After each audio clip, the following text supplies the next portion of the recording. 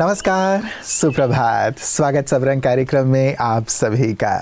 मित्रों, वर्ष का दूसरा दिन, कल पहले दिन आप सब ने एक दूसरे को मंगल कामनाएं दी होंगी और साथ ही बहुत ही उमंग उत्साह के साथ पहले दिन को मनाया होगा।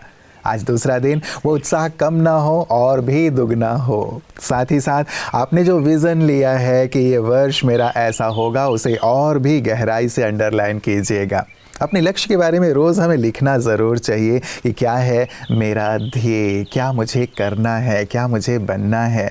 जितना हमारा अपने लिए विज़न क्लियर होता है कि मुझे ये बनना है, यहाँ तक पहुँचना है, वैसा ही हमारा स्वरूप बनता चला जाता है। कहते हैं जैसा लक्ष्य होता है वैसा ही लक्षण होता है। तो आज दूसरे दिन भी अपने सुंदर ध्येय को जो आपने बनाया है, जो रेजोल्यूशन लिए हैं, उन पर और गहराई से कार्य कीजिएगा और दृढ़ता से आगे बढ़िएगा। वो चीज़ परिपक्व होती चलेंगी और जीवन में शामिल होती चलेंगी। तो आप अपने ध्येय को प्राप्त करें इन्हीं मंगल कामनाओं के साथ। आइए चलते हैं आज के सुवाक्य की ओर। ध्यान और मनन करे गलतियों का हनन। एक निष्ठ होने का दूसरा नाम है ध्यान। इस प्रचलित वाक्य को हम शास्त्रों तथा विज्ञान में भी उल्लेखित पाते हैं और इससे प्राप्त सफलता के उदाहरण भी हमें मिलते हैं, जैसे कि अर्जुन की तीरंदाजी के किस्से, जो उनके मनन शक्ति का प्रतिरूप है। यह विचारणीय विषय है कि इतने महत्वपूर्ण गुण को हम अपने जीवन में धारण कैसे करें।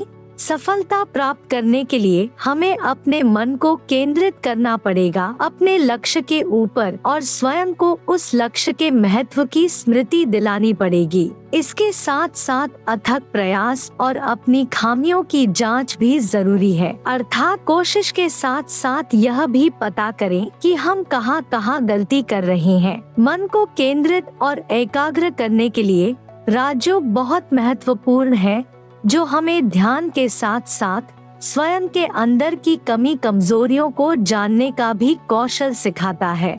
यह सत्य है कि मनुष्य अगर सफलता की ऊंचाई को प्राप्त करना चाहता है तो उसे भी स्थिरता के उस शिखर पर पहुंचना होगा, जहां वो हलचल से दूर ध्यानपूर्वक अपने आप को जान पाए, खुद को श्रेष्ठ बना पाए। इसीलिए यह याद रखिए कि जितना केंद्रित मन उतना ही सफल जीवन। मित्रों, आपने अपने रेजोल्यूशन में कई बातें शामिल की होंगी, लेकिन आज मैं तन, मन, धन और जन, इन 4 बातों पर भी आपका ध्यान ज़रूर खिंचवाऊंगा, ताकि इन पर भी आप ज़रूर कार्य करें और उन्हें भी अपने रेजोल्यूशन में शामिल करें। तन बहुत आवश्यक। मित्रों, प्रतिदिन हम आपकी सेहत, आपकी हाथ की बात करते हैं, जिसमें बहुत सुंदर गहरी गहरी बातें होती हैं। हम संतुलित आहार ज़रूर लें। आहार का बहुत ज़्यादा महत्व होता है हमारे सुंदर स्वास्थ्य में। यदि संपूर्ण स्वास्थ्य हम चाहते हैं तो सात्विक आहार बहुत ज़रूरी है। उन चीज़ों को दूर कीजिएगा अपने आहार से जो चीज़ें आपके स्वास्थ्य को नुकसान पहुंचाती हैं। साथ ही व्यायाम को ज़रूर शामिल करें, चाहे वो वर्कआउट के रूप में हो, चाहे वॉकिंग के रूप में हो। और साथ ही साथ संतुलित नींद भी बहुत ज़रूरी है। मित्रों, जितनी अच्छी नींद होगी उतना ही आपका स्वास्थ्य अच्छा होगा। कहा जाता है early to bed early to rise makes us healthy wealthy and wise. तो क्यों ना जल्दी सोने और जल्दी उठने को भी अपने रेजोल्यूशन में हम ज़रूर रखें, इसे भी अंडरलाइन करें ताकि हमारा स्वास्थ्य बहुत अच्छा रहे। तो आइए सुंदर बात के साथ चलते हैं आपकी सेहत आपके हाथ की ओर। ओम शांति। मैं डॉक्टर साइली। आज हम अपने इस एपिसोड में बात करेंगे एक ऐसी बीमारी के बारे में जो बहुत कॉमनली बहुत सारे लोग एक्सपीरियंस करते हैं, बट इसका नाम हमने कॉमनली नहीं सुना है। उस समस्या का नाम है गैस्ट्रोइसोफेजियल रिफ्लक्स डिजीज़, जिसको हम कहते हैं GERD। उसमें होता क्या है, कई बार हम लोग देखते हैं कि जब हम खाना खाते हैं तो जो सामग्री पेट में जाती है, कई बार वो रिवर्स दिशा में फिर से पेट से वापस हमारी अन्न नलिका की तरफ, जिसको हम ईसोफेगस कहते हैं, ईसोफेगस की तरह उल्टा लीक होने लगती है, जिसकी वजह से कई बार लोगों को सीने में जलन होना, चेस्ट पेन होना, चेस्ट में दर्द होना, इन सारी प्रॉब्लम्स का सामना करना पड़ता है इस समस्या के कॉमन जो लक्षण होते हैं, पहला होता है सीने में जलन होना या छाती में दर्द होना, सीने में दर्द होना, जिसको कई बार कई लोग हार्ट अटैक मिसअंडरस्टैंड करते हैं, बट हार्ट अटैक नहीं है, वो GERD है। खाना वापस आ रहा है अन्न नलिका में, उसकी वजह से सीने में जलन होना। दूसरा होता है मतली होना, उल्टी होना। तीसरा होता है वज़न कम होना। चौथा खांसी। पांचवा आवाज़ खराब हो जाना। छठा निगलने में तकलीफ होना। ये सारे कॉमन प्रॉब्लम्स हम महसूस करते हैं और ये तब ज़्यादा होते हैं जब हम खाना खाने के बाद लेटते हैं या झुकते हैं। तो इसका ट्रीटमेंट बहुत आसान है, मेडिकल ट्रीटमेंट तो करते ही है, साथ ही में कुछ छोटी छोटी चीज़ें जिसका हमको ध्यान रखना होता है। पहला है जो रिस्क फैक्टर्स है उसको हम संभालें, जैसे मोटापा है, मोटापा कम करें।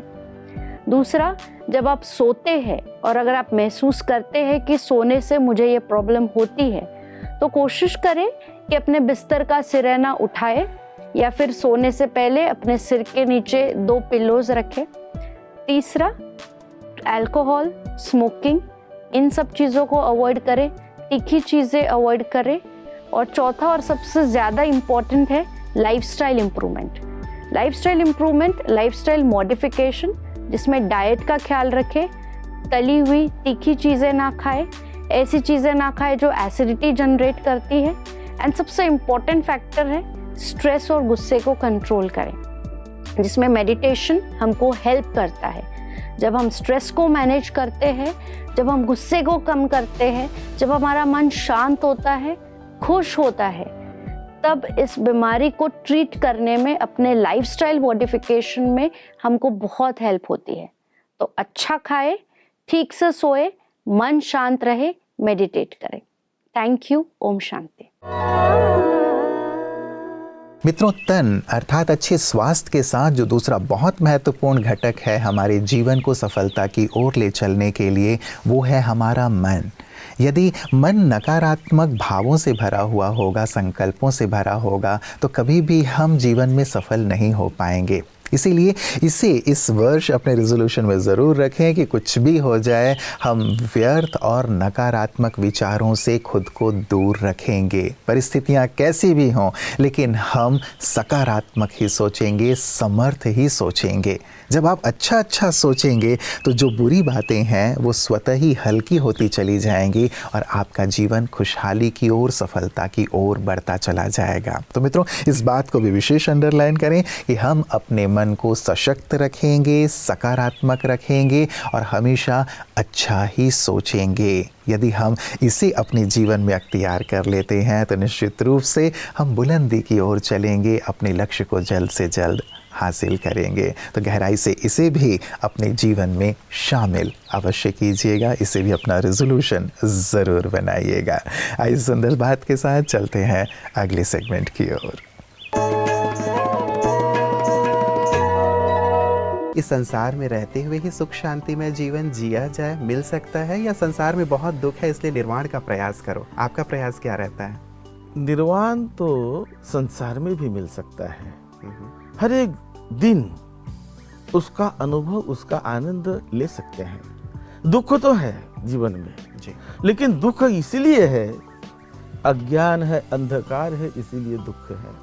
बुद्ध कहते हैं अविद्या पच्चया संखारा, संखारा पच्चया विज्ञान, विज्ञान पच्चया नाम रूपं, नाम रूप पच्चया सड़ायतनं। इस प्रकार से बुद्ध ने जो दुख को समझाने का प्रयास किया। तो मूल रूप से दुख है अविद्या के कारण, अज्ञान के कारण, अंधकार के कारण। ये कौन सी अविद्या की बात कर रहे हैं आप? बहुत अच्छा प्रश्न पूछा आपने। अविद्या और विद्या क्या है? विद्या भी होती है 2 प्रकार की। एक तो कॉमन विद्या, सामान्य ज्ञान, जो कि हम मकान कैसे बनाया जाए उसका भी ज्ञान है, कंप्यूटर कैसे चलाया जाए उसका भी एक ज्ञान है, वकालत कैसी की जाए उसका भी ज्ञान है, डेकोरेशन कैसे किया जाए उसका भी ज्ञान है। हर टेक्नोलॉजी डिफरेंट है, वो भी ज्ञान है, वो इन्फॉर्मेशन है बाहर की चीज़ों की, बाहर के वस्तुओं की, रूपों की, वस्तुओं की, ये भी एक ज्ञान है जी। लेकिन और भी दूसरा ज्ञान है जिसको मध्य नजर रखते हुए बुद्ध ने कहा कि अविद्या का मतलब अपने बारे में न जानना, अपने जीवन के बारे में न जानना, अपने मन के ही बारे में न जानना। हालांकि जन्म से लेकर जब से हम पैदा होते तब से मृत्यु तक मन तो हमारे साथ है, उससे बाहर नहीं रह सकते हम।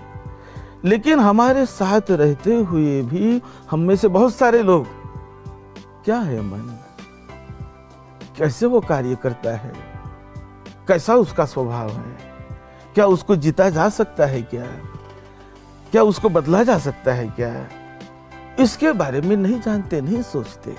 तो उसके बारे में नहीं जानने का मतलब है अज्ञान। यानी तुम बाहर की सारी चीजें जान लिया। मित्रों, तन और मन के साथ धन भी बहुत बहुत ज़रूरी है हमारे जीवन के लिए। तो इस वर्ष जो हम धन कमाएं, उस धन के साथ साथ दुआएं भी कमाने का लक्ष्य रखें। कई बार धन इस तरीके से कमाया जाता है कि उसके साथ दुआएं नहीं आती। इसीलिए इस वर्ष हम धन ऐसा कमाएं कि धन कमाने के साथ साथ दुआओं का भी धन हमारे जीवन में शामिल हो, तो हम खुशहाली की ओर बढ़ेंगे। और न केवल दुआओं का धन मित्रों, लेकिन ज्ञान को भी धन कहा जाता है, आध्यात्मिक ज्ञान को। तो हम आध्यात्मिक ज्ञान रूपी धन से भी अपने जीवन को संपन्न करेंगे, ताकि हमारा जीवन प्रकाशित रहे, खुशहाल रहे। इस बात का भी इस वर्ष हम ज़रूर ध्यान रखेंगे और इसे भी अपने रेजोल्यूशन में शामिल करेंगे। तो न केवल स्थूल धन आप कमाएं, उससे संपन्न हो, लेकिन ज्ञान के धन से भी संपन्न हो, दुआओं के धन से भी संपन्न हो। यही हमारी मंगल कामना है। आइए इन्हीं मंगल कामनाओं के साथ चलते हैं अगले सेगमेंट की ओर। महाराष्ट्र के डोंबिवली में ब्रह्मा कुमारी सेवा केंद्र पलावा कासा रियो एम्फी थिएटर में आदरणीय शकु दीदी जी की प्रेरणा एवं मार्गदर्शन में 2 दिवसीय बच्चों के लिए किड्स फेयर का आयोजन किया गया, जिसमें भ्राता जतिन जी, पेशेवर मैराथन धावक मनीषा जोशी जी, एकता प्रतिष्ठान प्रमुख समीर जी, बीजेपी अध्यक्ष विभा सिंह जी एवं अन्य कई मुख्य अतिथिगण भी इस मौके पर मौजूद रहे। कार्यक्रम में चित्रकला, नृत्य प्रस्तुति जैसे विभिन्न प्रतियोगिताओं का आयोजन किया गया, जिसमें प्रथम, द्वितीय और तृतीय स्थान प्राप्त करने वालों को मेडल से सम्मानित किया गया।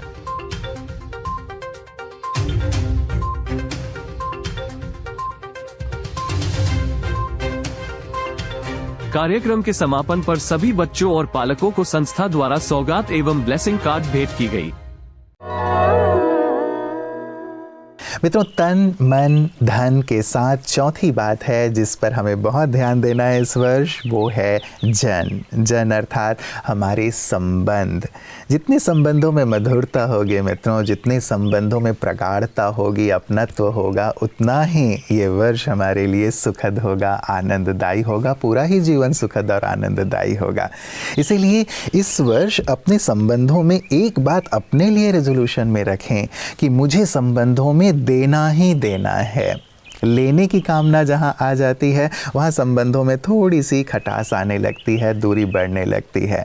और यदि केवल देने की भावना हो कि मुझे स्नेह देना है, सम्मान देना है, खुशी देनी है, सहयोग देना है, यदि आप ये सब देते चलते हैं तो निश्चित रूप से आपको भी वही चीज़ प्राप्त होती है और संबंध हमेशा ही सुखद और मधुर हो जाते हैं। तो मित्रों, चारों बातों को ज़रूर अपने रेजोल्यूशन में इस वर्ष शामिल रखिएगा और बहुत दृढ़तापूर्वक इनको अमल में भी लाइएगा। चाहे वो तन की बात है, मन की बात है, धन की बात है या जन की बात है, तो सचमुच आपका पूरा ही वर्ष आनंद से भर जाएगा, पूरा ही जीवन मंगलमय हो जाएगा। और यही हमारी मंगल कामना भी है। तो आइए इन्हीं सुंदर मंगल कामनाओं के साथ, सुखद कामनाओं के साथ विदाई लेता हूँ आज के लिए। आप अपने रेजोल्यूशन पर बहुत बहुत गहराई से कार्य करेंगे और अपने जीवन को श्रेष्ठ बनाएंगे, यही कामना है। नमस्कार। ओम शांति।